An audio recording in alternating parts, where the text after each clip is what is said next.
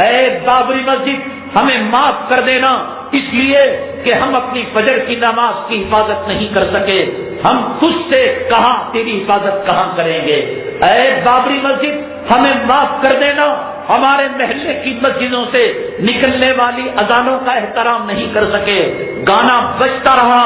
Cinema چلتا رہا، match ہوتی رہی، ناچ گانا ہوتا رہا۔ بابری مسجد ہم تجھ سے اذان کے امیدوار کب بنیں گے؟ ہم اپنی مسجدوں کی اذان کی حفاظت نہ کر سکے، اپنی مسجدوں کی مصلی کی حفاظت نہ کر سکے، ممبر کی حفاظت نہ کر سکے، محراب کی حفاظت نہ کر سکے، ہم نے اپنی مسجدوں کو اپنے ہاتھوں سے ڈھایا،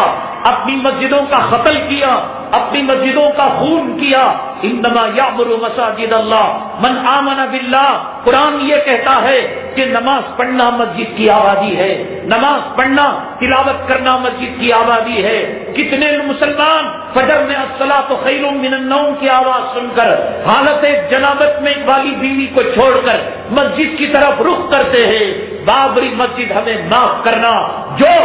مسلمان اپنے محلے کی فجر کی 2 رکعت سے صبح کو مسجد کو آباد نہ کر سکا، وہ ایودھیا کی طرف آئے گا، وہ فیض آباد کی طرف آئے گا، وہ اجودھیا کی طرف آئے گا، وہ ممبر و محراب سے نجاست کی چیزوں کو ہٹائے گا، وہ وہاں کے ممبروں سے، وہاں کے میناروں سے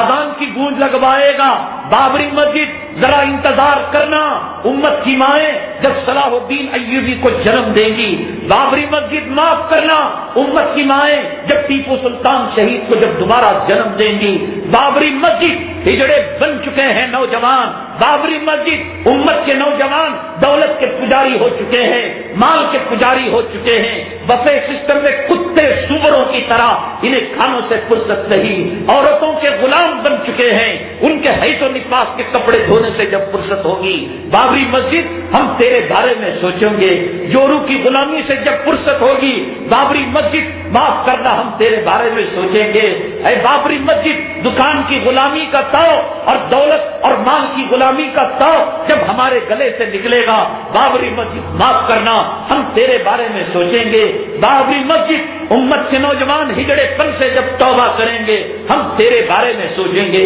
بابری مسجد جب امت کے نوجوانوں میں خالد بن ولید کی شجاعت پیدا ہوگی، ہم تیرے بارے میں سوچیں گے، تب تک ہمیں معاف کرنا۔ بابری مسجد ہمیں محمد بن قاسم اور محمود غزنوی کے استاد اوصاف والے نوجوان جب تک ہماری مائیں اپنے کوکھ سے جنم نہیں دے گی، تب تک ہمیں معاف کرنا۔ تو خدا کی عدالت میں کھڑی ہوئی ہے، ہمیں معلوم ہے کہ تو اپنے خون کے آنسو رو رہی ہے، تو ماتم کر رہی ہے۔ ہمارے گھر میں کتا پیشاب کر دے، ہمارے گھر میں سور پاخانہ کر دے، ہمارے گھر میں جانور گندگی کر دے، ہم اپنے گھر کو پاک کرنے کی کوشش کرتے ہیں۔ بابری مسجد پاک کرنا کہ شرک کی نجاست سے تو آلود ہو چکی ہے، کفر کی گندگی سے تو آلود ہو چکی ہے۔ تو خدا سے دعا کرنا ہمارے ہاتھوں میں وہ طاقت دے، ہمارے ہاتھوں میں وہ قوت دے، جو خالد بن ولید کی طاقت، جو عمر بن الخطاب کی طاقت، جو حضرت ٹیپو سلطان کی طاقت، حضرت محمود غزنوی کی طاقت، حضرت محمد بن قاسم کی شجاعت کے جذبے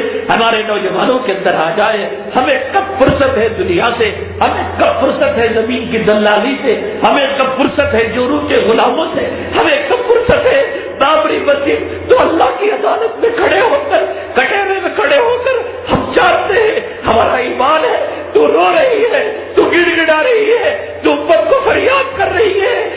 کوئی جو مجھے نجاست سے پاک کرے، ہے کوئی جو مجھے گندگی سے پاک کرے۔ تو قرآن کی آیت پڑھ رہی ہے، انما المشرکون نجس فلا یقربوا المسجد الحرام بعد عامهم ھذا، کہ مشرک ناپاک ہوتا ہے، آج کے بعد وہ پاک جزا کے اندر نہ آئے۔ بابری مسجد ہمیں پتا ہے کہ تو فریاد کر رہی ہے، انتہینا بیتیا للطائفین والعاکفین والرکع السجود، کہ ابراہیم اور اسماعیل علیہ السلام نے کعبے کو جب تعمیر کیا یہ دعا کی تھی، اور اللہ تعالیٰ نے ان سے کہا تھا کہ ان کو تم پاک رکھنا، صاف رکھنا، اے مولا ہمیں معاف کر دینا۔ ہم جورو کے پیچھے پڑ گئے، ہم دولت کے پیچھے پڑ گئے، ہم روپے روپیوں کے پیچھے پڑ گئے، ہم پیسوں کے پیچھے پڑ گئے، ہم سلطنت کے پیچھے پڑ گئے، ہم سیاسی کتوں کی ہڈیوں کے پیچھے پڑ گئے۔ ہمیں دنیا عزیز ہے، ہمیں جوڑوں کا حفظ و حفاظ عزیز ہے، ہمیں بچوں کے حقیق اور بچوں کا پیشاب پاخانہ عزیز ہے۔ وہ بابری مسجد کے میناروں کا رونا،